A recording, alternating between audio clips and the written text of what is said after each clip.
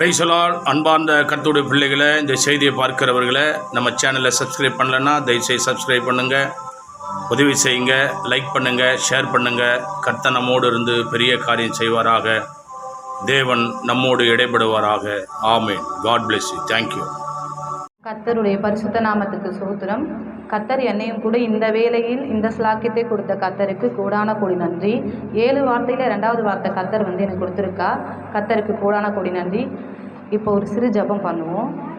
ஏசப்பா, உம்மை நன்றியோடு கூட ஸ்தோத்திரிக்கிறோம் ராஜா, தகப்பனே, ஆண்டவரே, உம்மை நன்றியோடு கூட ஸ்தோத்திரிக்கிறோம். இந்த வேளையில் கொடுத்த கிருபைக்காக உமக்கு நன்றி ஏசப்பா. வார்த்தை பேசும்போது தகப்பனே, உம்முடைய கரம் தகப்பனே, நீரே என் கூட இருந்த ஆண்டவரே, வார்த்தைகளை வெளிப்படுத்தப்படுற கிருபைக்காக உமக்கு நன்றி ஏசப்பா. உம்மை நன்றியோடு ஸ்தோத்திரிக்கிறோம் ராஜா. ஆண்டவரே, தொடக்கம் முதல் முடிவரை நீரே கூட இருந்து வழிநடத்தப்படுற கிருபைக்காக உமக்கு நன்றி ஏசப்பா. ஆண்டவரே, இது வெறுமையாய் போகாதபடிக்கு எல்லாருக்கும் தகப்பனே அது புரியும்படி பேச கிருபை தாருங்க. இயேசு கிறிஸ்துவின் ஜெபம் கேட்கும் நல்ல பிதாவே, ஆமென். ஒரு சிறு பாடல் பாடுவோம். என் ஜனமே மனம் திரும்பு, இயேசுவிடம் ஓடிவா. என் ஜனமே மனம் திரும்பு, இயேசுவிடம் ஓடிவா. இறுதி காலம் வந்தாச்சு, இன்னமும் தாமதமே. இறுதி காலம் வந்தாச்சு, இன்னமும் தாமதமே. என் ஜனமே மனம் திரும்பு, இயேசுவிடம் ஓடிவா. உன்னை நினைத்து சிலுவையிலே தாகம் தாகம் என்றார். உன்னை ரட்சித்து சிலுவையிலே தாகம் தாகம் என்றார். உன்னை ரட்சிக்க, உன் பாவம் மன்னிக்க, உன்னை ரட்சிக்க, உன் பாவம் மன்னிக்க தன்னையே பலியாக்கினார். இயேசு தன்னையே பலியாக்கினார். என் ஜனமே மனம் திரும்பு, இயேசுவிடம் ஓடிவா. தூய ரத்தம் உனக்காக, தீய உன் வாழ்வு மாற. தூய ரத்தம் உனக்காக, தீய உன் வாழ்வு மாற.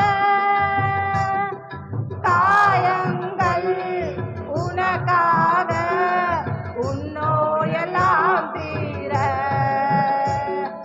காயங்கள் உனக்காக, உன் நோயெல்லாம் தீர.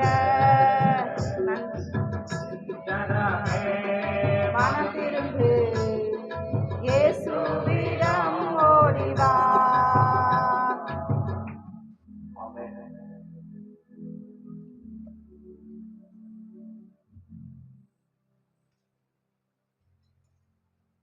கர்த்தர் எனக்கு கொடுத்த வார்த்தை 2வது வார்த்தை லூக்கா அதிகாரம் 23:43 வாசிக்கலாம். இயேசு அவனை நோக்கி, என்று மெய்யாகவே உங்களுக்கு சொல்லுகிறேன் என்றார். இந்த வார்த்தை பார்த்தீங்கன்னா ரட்சிப்பை பற்றி குறிக்குது. ரட்சிப்பின் வார்த்தை. கர்த்தர் சிலுவையில சொன்ன ஒவ்வொரு வார்த்தையும் பார்த்தீங்கன்னா நமக்கு ஒரு பாடத்தை கற்றுக் கொடுக்குது. கர்த்தருக்கு கோடான கோடி நன்றி. லூக்கா அதிகாரம் 23:42 வாசிக்கலாம். ஆண்டவரே, நீர் வரும்போது நேர்த்தவளும் என்றார். இயேசு பேசிய முதல் வார்த்தை நமக்கு மன்னிப்பை வெளிப்படுத்துகிறது. 2வது வார்த்தை ரட்சிப்பை வெளிப்படுத்துகிறது. இப்பொழுது இயேசு கிறிஸ்துவை விசுவாசித்து மனம் திருகிறாயோ, நமக்கு இப்போ நம்ம இயேசுப்பா பற்றி ஃபர்ஸ்ட் நமக்கு தெரியாது. அவரை பற்றி தெரிஞ்சு நம்ம ரட்சிப்புக்குள்ள வரணும்னா அது ஒரு பெரிய ஆச்சரியமான விஷயம். நமக்கு அது ஒரு சிறந்த அனுபவமாகவும் இருக்கிறது. சரிங்களா? ரட்சிக்கப்படும் போது பார்த்தீங்கன்னா, நம்ம மரண வேலையில் போகும்போது பார்த்தீங்கன்னா நமக்கு யாருமே உதவ மாட்டாங்க. சுற்றி இருக்கிறவங்க என்ன யாருமே வந்து வரமாட்டாங்க. அந்த டைமில் கர்த்தர் வந்து நமக்கு அவருடைய வார்த்தைகளை சொல்லி ஒரு மனுஷன் மூலியமாக யார் மூலியமா நமக்கு வந்து வெளிப்படுத்தி நமக்கு ரட்சிப்புக்குள்ள உண்டாக்குறாரு. அது வந்து பார்த்தீங்கன்னா உலகத்தில் நமக்கு கிடைக்காத ஒரு பெரிய சந்தோஷம் ரட்சிப்பு. சரிங்களா? உள்ளான மனிதன் வந்து புதுப்பிக்கப்பட்ட ரட்சிக்க தெய்வீக தன்மை நம்ம வந்து அந்த ரட்சிக்கப்பட்டு ஒரு தெய்வீக தன்மையை வந்து நம்ம அடைகிறோம். அதில் ரட்சிப்பு என்பது ஒரு சாதாரணமான வார்த்தை இல்லை, அது தெய்வீக தன்மையான வார்த்தையை நம்ம வந்து அடைகிறோம். இயேசு கிறிஸ்து வந்து தன் பாவங்களை வந்து பார்த்தீங்களா ஏற்றுக்கொண்டு தன் பாவங்களை ஏற்றுக்கொண்டு வாயினால் அறிக்கை செய்து நம்ம வெறுமையாக வந்து ரட்சிக்கப்பட போகிறதில்ல. நம்ம வந்து நம்மளுடைய பாவங்களை அறிக்கை இட்டு ஓகேங்களா அதை மனமாக வந்து பார்த்தீங்கன்னா ஏற்றுக்கொண்டு தான் நம்ம வந்து ரட்சிக்கப்படுறோம். சாதாரணமாக ஏனோ தானே போயிட்டு நம்ம ரட்சிக்கப்படல. நம்ம பண்ண எல்லா தவறுகளையும் உணர்ந்து இனிமே நம்ம அதை தப்பெல்லாம் பண்ணக்கூடாதுன்னு யோசிச்சு தான் நமக்கு வந்து கடவுள் வந்து நமக்கு ஒரு மனுஷன் அதாவது போதகரை அனுப்புகிறாங்க. அவங்க நமக்கு தெளிவுபடுத்தி நம்ம ரட்சிக்கப்படுறோம். அது சாதாரணமான வார்த்தையில் ரட்சிப்பு. ஓகேங்களா? 2 கல்லர்கள் வந்து பார்த்தீங்கன்னா ஏசப்பா சிலுவையில் வந்து தொங்கிட்டு இருக்க சொல்ல அவரோட சொல்ல வலதுபுறத்தில் ஒருத்தவங்களும் இடதுபுறத்தோட 2 கல்லர்கள் இருந்தாங்க. அதில் வந்து பார்த்தீங்கன்னா சுற்றி இருக்க எல்லாரும் தான் நிந்திக்கிறாங்கன்னு பார்த்தா கர்த்தரை வந்து பார்த்தா சிலுவையில் தொங்கிட்டு இருக்க சொல்ல சுற்றி இப்போ வலதுபுறத்தில் இருக்கவங்களும் இடதுபுறத்தில் கல்லர்கள் வந்து பார்த்தீங்கன்னா அவரை வந்து நிந்திக்கிறாங்க. அதை வந்து நம்ம அதை பற்றி தான் இதில் பார்க்க போகிறோம். ஏசப்பா வந்து இடதுபுறத்தில் இருக்க கல்லன் வந்து அறையப்பட்ட பிறகு ஜெஸ்டோஸ், அவர் பேர் வந்து ஜெஸ்டோஸ் இடதுபுறத்தில் இருக்கிறவர். வலதுபுறத்தில் இருக்க கல்லர் பேர் வந்து டிஸ்மாஸ். ஓகேங்களா? இப்போ வந்து இடதுபுறத்தில் இருக்க கல்லன் தான் வந்து இயேசுவை வந்து நிந்திச்சு பேசுகிறான். அதை வந்து வலதுபுறத்தில் இருக்க கல்லன் வந்து அவருக்கு புரிய வச்சு சொல்கிறாரு, இயேசு வந்து அப்படிப்பட்டவர் இல்லை, நீ வந்து தப்பாக நினச்சிட்டு இருக்க. இடதுபுறத்தில் இருக்க கல்லன் வந்து அவரை நிந்திக்கும் போது வலதுபுறத்தில் இருக்க கல்லன் எடுத்து சொல்கிறான். அதுக்கு இடதுபுறத்தில் இருக்க கல்லன் வந்து ஃபஸ்ட்டு இயேசுவை பார்த்து என்ன சொல்கிறேன்னா, நீ ஃபஸ்ட்டு கிறிஸ்து தானா, முதல்ல உன்னை ரட்சிக்க பாரு, அப்புறம் வந்து எங்களை ரட்சிக்கலாம் சரியா என்ன. அந்த இடதுபுறத்தில் இருக்க கல்லன் வந்து இயேசுவை வந்து பார்த்திங்கன்னா நிந்திக்கிறான். அதுக்கு வலதுபுறத்தில் இருக்க கல்லன் வந்து என்ன சொல்கிறாருன்னா, ஆனால் வலதுபுறத்தில் கல்லன் வந்து டிஸ்மாஸ் வந்து பேசிய வார்த்தை வந்து ஃபஸ்ட்டு நீ தவறு, அவர் யாருன்னு உனக்கு தெரியுமா, அவரை பற்றி நீ இப்படி பேசுறியன்ட்டு வலதுபுறத்தில் இருக்கிற கல்லன் வந்து இடதுபுறத்தில் இருக்கிற கல்லனை வந்து சொல்கிறார், அந்த மாதிரி பேசாத அப்படின்னு சொல்கிறார். நம்ம வந்து வசனம் படிக்கலாம். லூக்கா 23:40. மற்றவன் அவனை நோக்கி நீ இந்த அக்கினிக்கு உட்பட்டவனாயிருந்தது, நீ வந்து தப்பு செஞ்சுதான் நம்ம வந்து சிலுவையில் தொங்கி இது வந்து பார்த்தீங்கன்னா தப்பை சிலுவையில் தொங்கிட்டு இருக்கோம். அப்படி இருந்தும் நீ அதை உணராமல் வந்து பார்த்தீங்கன்னா கர்த்தர் யாருன்னே தெரியாமல் அவரை நிந்திக்கிறியே, அது தப்பு அப்படின்னு சொல்லி சொல்கிறாங்க. லூக்கா 23:41 படிக்கலாம். நாமும் நியாயப்படி தண்டிக்கப்படுகிறோம், நாம் நடப்பித்தவைகளை தக்க பலனை அடைகிறோம், இவரோ தகாதது ஒன்றை நடப்பிக்கவில்லையே என்று அவனை கடிந்து கொண்டார்.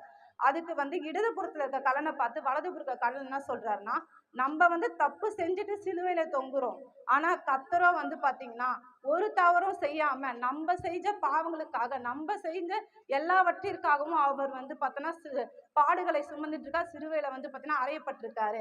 அதை நீ வந்து புரிஞ்சும் வந்து இந்த மாதிரி இழந்து பேசலாமா அப்படின்னு சொல்லி அந்த கல்லனை வந்து வலதுபுறத்தில் இருக்க கல்லன் இடதுபுறத்தில் இருக்க கல்லனை வந்து வலதுபுறத்தில் இருக்க கல்லன் வந்து சொல்றாரு. அதை புரிஞ்சுக்காம நீ இன்னும் தப்பா பேசுறியே. லூக்கா 23:42 வாசிக்கலாம். இயேசுவை நோக்கி, ஆண்டவரே, நீர் உம்முடைய ராஜ்யத்தில் வரும்போது அடியனை நினைத்தருளும் என்றார். அதாவது வந்து தப்புன்னு சொல்லி சொன்ன கல்லன் இருக்கார்ல, அவர் வந்து தன் தப்பை உணர்ந்துட்டாரு. தப்பை உணர்ந்து என்ன சொல்றாரு, இயேசுவே நீங்க வந்து வரும்போது இந்த அடியனை வந்து ஒரு புறமா நினைச்சு வந்து பாத்தீங்கன்னா ராஜ்யத்துல வரும்போது என்ன நினைங்க அப்படின்னு சொல்லி அந்த கல்லன் வந்து ஏசப்பா கிட்ட சொல்றாங்க.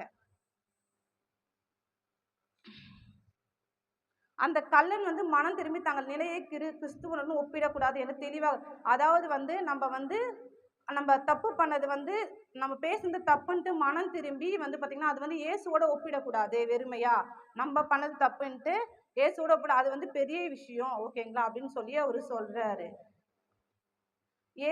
ரட்சிப்பின் வார்த்தை என்பது உதவில்லை. ஏசப்பா என்பது வந்து ஒரு சின்ன வார்த்தை கிடையாது. உலகத்தில் வந்து பாவங்களை சுமந்து கொண்டு ஒரு தேவ ஆட்டுக்குட்டியானவர் என்று கண்டு கொண்டார். அவர் ஏசப்பா வந்து வெறுமையான வந்து ஒரு வெறும் மனுஷன் மட்டும் இல்லை, அவர் வந்து நம்ம பாவங்களை சுமந்து நமக்காக இறங்கி வந்து அவர் வந்து உலகத்தின் எல்லா பாவங்களையும் சுமந்து தேவ ஆட்டுக்குட்டியானவர் என்று அந்த கல்லன் வந்து உணர்ந்துட்டான். அதுதான் வந்து இடதுபுறத்தில் இருக்க கல்லன் வலதுபுறத்தில் வந்து சொல்லி புரிய வச்சுட்டாங்க. அந்த கள்ளன் தன் குற்றத்தை ஒத்துக்கொண்டான். தனக்கு அளித்த தண்டனை சரியானது என்று ஒத்துக்கொண்டான். இயேசு கிறிஸ்துவ குற்றமற்றவர் என்றும் மரணத்திற்கு பிறகும் ஒரு வாழ்க்கை உண்டு என்பதையும் அவன் உணர்ந்தான். அந்த கள்ளன் வெறுமையா மனம் மட்டும் திரும்பாம தனக்கு அளித்த தண்டனை சரியானது என்று புரிஞ்சு கொண்டான். குற்றமற்றவர் என்று மரணத்திற்கு பிறகு ஒரு வாழ்க்கை, அதாவது நம்மளுடைய பாவங்கள்ல இருந்து நம்ம வெளியேற்றப்பட்டு அதற்கு பிறகு ஒரு வாழ்க்கை உண்டு அப்படின்ட்டு நம்மளும் புரிஞ்சுக்கணும், அந்த கள்ளனும் புரிஞ்சுக்கிட்டாங்க. அங்க இருந்து எல்லாரும் பாத்தீங்கன்னா ஆச்சாரியர்களும் மத தலைவர்கள் சேவர்கள் எல்லாமே நிந்திக்கிறாங்க இயேசுவை. ஆனாலும் அந்த கள்ளன் இயேசு தைரியத்துடன், அதாவது தன் பாவத்தை பண்ணிட்டு அதை சொல்லணும்னாலே ஒரு பெரிய விஷயம் இல்லை, இதை பண்ணிட்டோம் நம்ம தைரியத்துடன் கடவுள்கிட்ட விசாரத்தோட சொல்றோம். ஓகேங்களா? இயேசு அவனை ராஜ வேஷத்தில், அதாவது இயேசுவை ஒரு ராஜா வேஷத்துல அந்த கள்ளன் பார்க்கல. அவரை பாத்தீங்கன்னா தள்ளப்பட்டவராகவும் குற்றம் சாட்டப்பட்டவராகவும் பலவீனராகவும் மறித்து கொண்டிருக்க வேளையில், இரத்த காயத்தில் மறித்து கொண்டிருக்க வேளையில் அவரை பார்க்கிறான். ரட்சிப்பு என்பது முற்றிலும் நமக்கு இப்ப ரட்சிப்பு நமக்கு கிடைக்குதுன்னா அது முற்றிலும் கிருபையினால நமக்கு ரட்சிப்பு கிடைக்குது. சாதாரணமா கிடைக்குது. ரட்சிப்பு என்பது ஒரு பெரிய வார்த்தை. அது வெறும் மனுஷனால இதனால கிடைக்கிறது இல்லை. அது கர்த்தருடைய கிருபையினால நமக்கு கிடைக்கக்கூடிய வார்த்தை.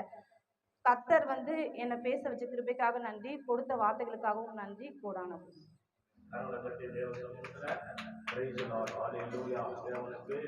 மகிமையும் கனமும் துதியும் உண்டாவதாக.